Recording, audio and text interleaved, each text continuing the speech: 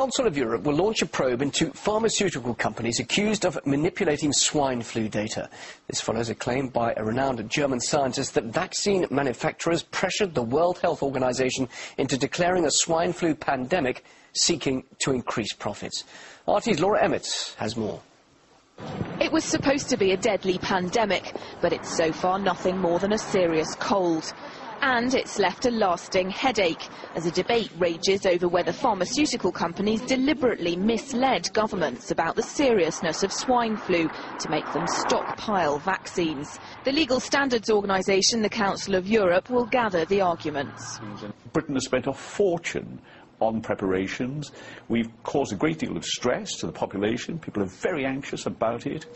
And we've distorted the priorities of our health service. And I believe when we have a thorough investigation and we look at this, we'll discover that that's the story. The world has been subjected to a stunt for their own greedy interests of the pharmaceutical companies. European countries bought billions of dollars worth of vaccine from pharmaceutical companies including Baxter, GlaxoSmithKline and Sanofi Pasteur.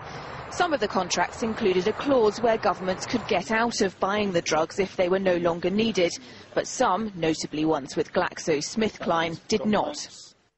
We continue to support governments in managing the H1N1 influenza pandemic. This includes ongoing discussions about existing orders for our pandemic vaccines. Governments all over Europe are now saddled with billions of dollars worth of unnecessary swine flu vaccine. They are trying to sell it, but supply now far exceeds demand. So because governments wanted to be seen to be acting decisively, the European taxpayer is finding himself seriously out of pocket.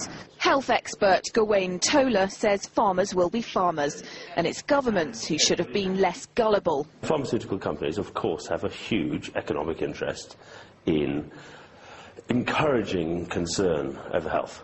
I think you have to blame the governments for going along with it, for not having natural scepticism of the claims of somebody who has a financial interest. The government wanted to be seen to be doing something useful, and in that way they encouraged the fear that then forced them to act. At the height of the pandemic, it was predicted that around 65,000 people in Britain would die. So far, there have been only 360.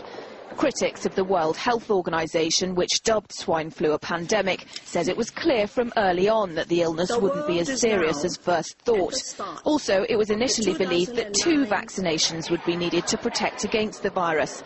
Later, it was found that 1 was enough. Now, European governments are coming under fire for wasting billions of dollars on vaccines that would never be used. This does seem to have been a massive waste of money. Of course, it's the responsibility of the government to look out for these kind of crises as they're approaching. Of course, actually around the world, countries were ordering vaccines and so on, but no one seems to have gone over the top as much as Britain has. Yet again, Britain has led the world really in wasting taxpayers' money on a threat that either hasn't materialised or has turned out to be very different to the way it was anticipated. Germany, France and the UK say they want to sell off their stockpile of vaccines. While there are countries willing to buy, the passing of the global threat and millions of doses flooding the market means prices for the vaccine will plummet. And the epidemic's initial misdiagnosis means it may be a very expensive mistake. Laura Emmett, RT.